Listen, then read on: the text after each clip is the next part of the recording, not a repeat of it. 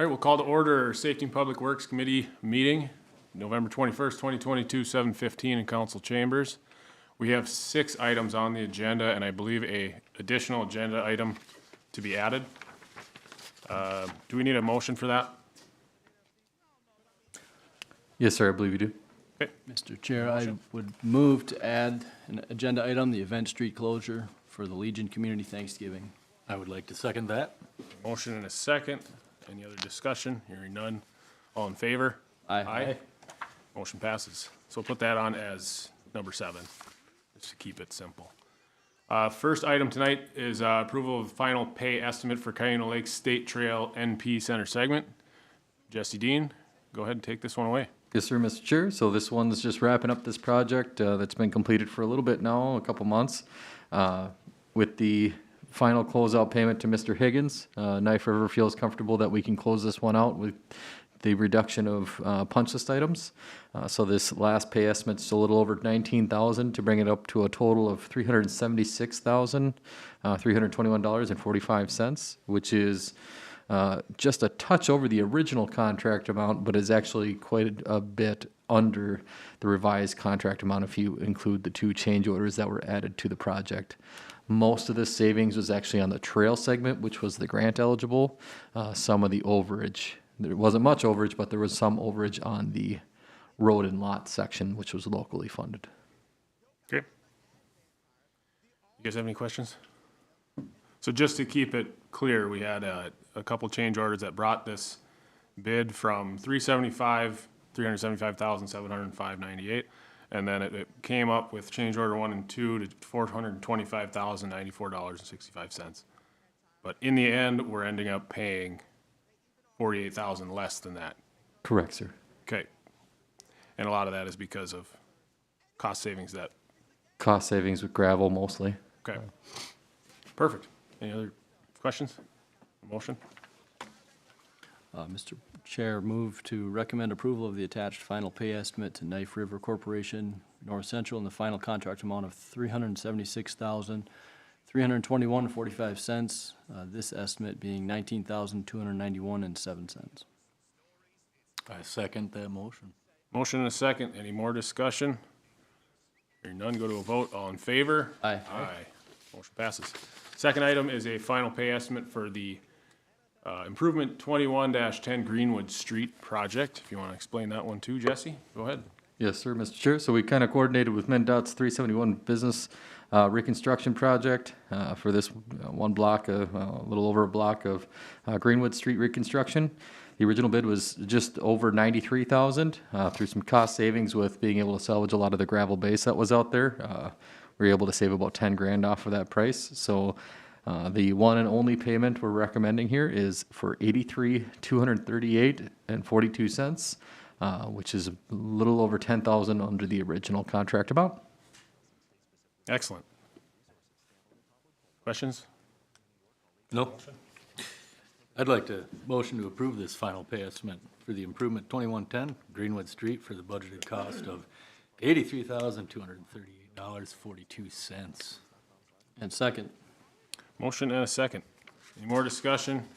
Hearing none, go to a vote. All in favor? Aye. Motion passes. Third item is to adopt a resolution removing on-street parking on Oak Street between Southeast 15th and Southeast 16th Streets. This is the Safe Routes to School design, hopefully final design, if we approve. Am I correct on that? This would be the final? We're still working on it. This is about generally the project scope of where we're developing our design through. Okay. Well, if you want to walk us through the changes, go ahead. Yes, sir. So through this project, we're adding the additional median as well as some improved crossings here. With the additional median, because we're not fully reconstructing the street and generally keeping the curb in place, the existing width should generally stay about the same, but the addition of the median is going to restrict some of the roadway width. Well, on the north side, we need to accommodate the 8-foot shoulder as well as a 12-foot through lane. This is mostly during the drop-off and pickup times where we want to allow for queuing coming off the side street onto Oak. So that's what the 8-foot shoulder is there for. So we aren't able to do much for narrowing on there. So to take a lot of the 8-foot median width, we had to take some of that width from the south side of the street. With that width, you're left with a 12-foot lane and a 6-foot shoulder. The shoulder is not wide enough to accommodate both a parked vehicle and then allow for through traffic by there. So to allow for this design, you would have to remove permanently the parking on the south side of Oak Street. Currently, this side of the street is no parking during school days, 8 to 4. It is also a snow emergency route, so it is restricted currently, but it is not 24/7. I have spoken with all but one of the properties that abut the Oak Street side. There's a couple of the comments in here. I'll just highlight the phone conversations that I've had since this packet. John, he owns the house at 1508. He acknowledged that the renter generally parks in the back. The issue he finds is in the spring when it's soft, and his contractors typically park on the street. Paul at 1518, he's opposed to removing the parking. He likes being able to use this for when he has guests, and then again, when the spring thaw comes through and that gravel gets kind of soft, he doesn't like using the alley then. And then John, he actually owns the corner property at 602 on 16th. Most of his frontage is actually to 16th. His side yard is to Oak. He understands the need, and he understands most of the people renting that do park on 16th Street. So he didn't want to lose it, but at the same time he understood what losing it would mean for the project. So I did have conversations with just about everybody. I think the only one I didn't speak to was the far western, if I remember right. But other than that, I spoke with everybody. So, but did I hear that right? There was just one person that was against, or was it two? 2.5. I guess one was kind of neutral. So it's There's kind of two where- people against it, and then one person was kind of neutral about it. And then, I can't remember, Mike Duval, he was in favor, and then the renter at 1504, I believe, or 1508, was okay with the change too, because she always parks in the back. So we're kind of even either direction. My question, when I'm looking at this, is on the north side, you have an 8-foot shoulder that's okay for parking, correct? If we were to have parking there. If we wanted to have parking there, yes. And now on the south side, we have a 6-foot shoulder. If we were to steal 2 feet from the median and make it a 6-foot median instead of an 8-foot median, we could just have everything the same then and keep the parking the way that it is today, correct? Or is there a Potentially. reason that it has to be an 8-foot median? I believe the 8-foot is a standard width for the median, but I'd have to confirm that with WSB, who's been doing that. Or another option, and I'm not sure if it's, I'm pretty sure we have sections of 210 being designed right now that are 11-foot wide lanes. So if we took both those lanes and made them 11 feet, you could still have an 8-foot shoulder on the south side, correct? Potentially, but the issue then you have is traffic shifting. Because you're taking 2 feet from kind of opposite sides of the street, you'd have to actually shift traffic to the north. Becomes a little bit of a challenge, one for drivers, but for our snow plows, having to read where the curbs are going to be. Okay. Interesting. You guys have any questions on it? No, those are kind of my thoughts too. You know, if that 8-foot median is kind of the standard, or can we steal from that? And yeah, the comment about how the lane would shift a little bit. Yeah, I can see how that would complicate things too. Yeah, so I just had kind of concern on this. You know, we don't allow cars to be parked in yards or anything like that. And I see most of these properties have a garage or a kind of a paved driveway. So I guess my concern is that if we're taking away the street parking, on-street parking, are we forcing kind of that uncompliant or non-compliance? Particularly, it looks like 1508, I don't see a garage. I see kind of a back alley gravel area. I don't know if that's, how well defined that is from this image. But I guess that'd be my concern. We're forcing people to, you know, off the on-street parking and then onto the yards, and then we're gonna create kind of a That- violation type of situation. That's kind of what they have to do now, just because they can't park there during the school day. So the most of them do park in the back. I think, like I mentioned, the only comment I hear was it becomes a little bit more of a challenge in the spring when it is muddy and softer in that alleyway, and it's not as pleasant, even in some of those, call them driveways, I guess. Those can soften up a little bit. To one of the points that the mayor makes a lot, it does kind of promote that alley loading and the importance of the alley, so. Well, as you can see, we have an alley there, as we should. Yeah, go ahead. So the only remark I'd like to make is that, we've asked the homeowners, we've heard back from the homeowners. 2 is a lot when you're talking about, what do we got here, 5 homes? 2 is a lot when we've got 2 homeowners that are against it. I repeat this often, we are stewards of the public's interest, and so we ask so that we can hear from them what their concerns are. I'd like to see us try and figure out some kind of solution that allows for them to continue to use that parking. I kind of agree. I think there's some space that we can shift some of this stuff around the more that I look at it. Just adding 2 feet to that south side shoulder is, yeah, I can see how the traffic might be able to have to shift a foot or 2 coming through there, but I think there's ways that we can do that. I don't know if we're not going to have a motion, or if we are going to have a motion for this resolution, how soon do you need an answer on this to go further into the design? Oh, well, until we know for sure what we're gonna do here, I mean, it kind of holds up the design. So, we do have time before spring to kind of wrap this design up. I don't want to hold WSB up too long, but, if you want to wait on this, that's fine. Otherwise, I can redirect them to try and start looking at other alternatives.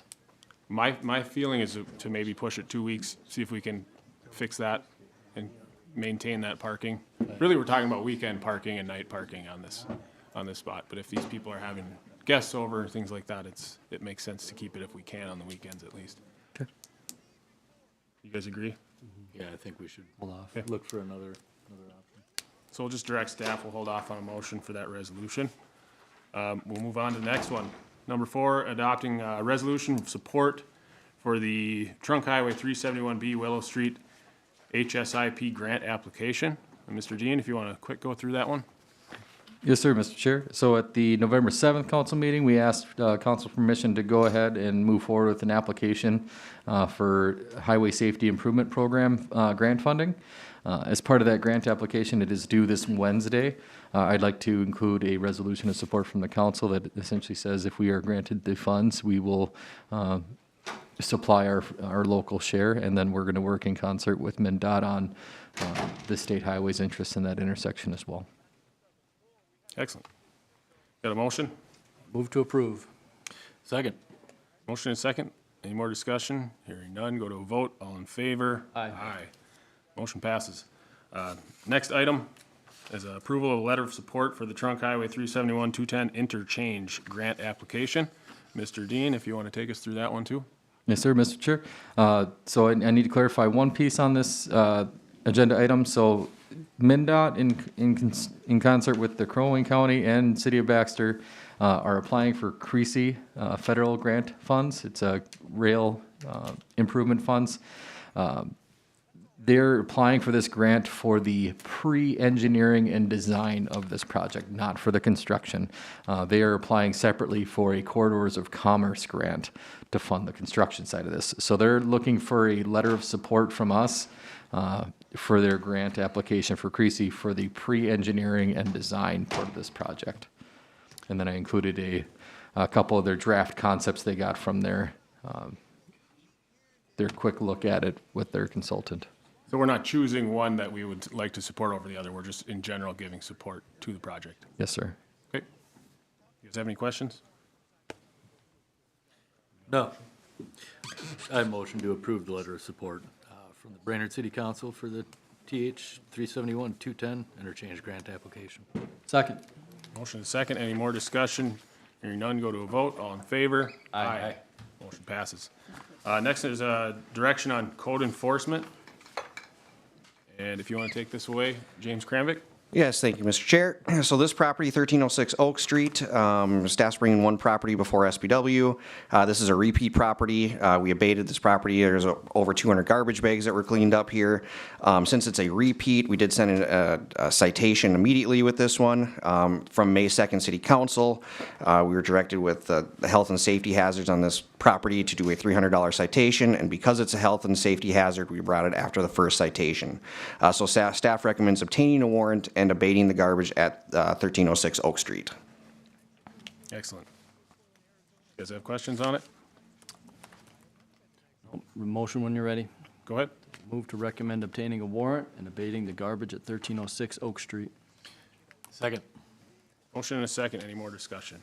Hearing none, go to a vote. All in favor? Aye. All right, and we have one additional item, and this is the event street closure application for the Legion Community Thanksgiving. Mr. Dean, if you want to take this one away?